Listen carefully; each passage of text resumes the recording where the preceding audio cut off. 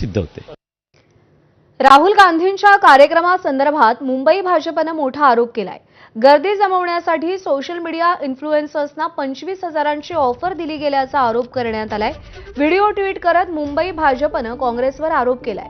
Social media इन्फ्लुएन्सर्सना पैसे offer करतानाचा video देखील ट्विट करण्यात आलाय। विचारांच्या नव्हे तर पैशांच्या जोरावर गर्दी जमवण्याचा प्रयत्न असल्याचा भाजपने आरोप केलाय।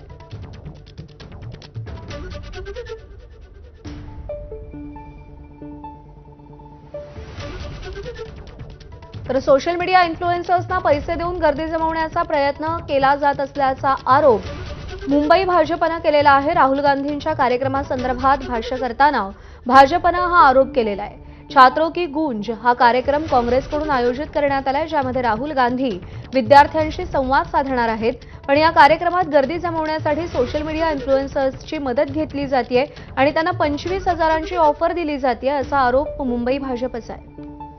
If you said and the travel cost, so can you make it everything in 25 and then you can go? Okay, and how would the payment process be done?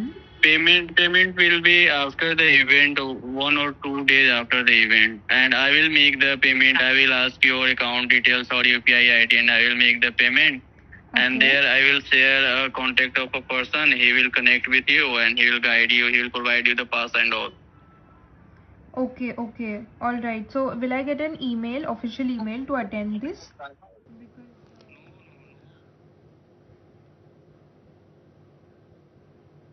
दरम्यान भाजपने हे जे सगळे आरोप केलेले आहेत त्या आरोपांना खासदार संजय राऊतांनी उत्तर दिलंय। आता तुमच्या मोदींच्या इव्हेंटला गर्दी होत नाही, ती राहुल गांधींना होते, ती पोटदुखी आहे। मग आतापर्यंत तुम्ही काय केलं? मोदींनी काय केलं? देवेंद्रजींनी काय केलं? तुम्ही काय केलं?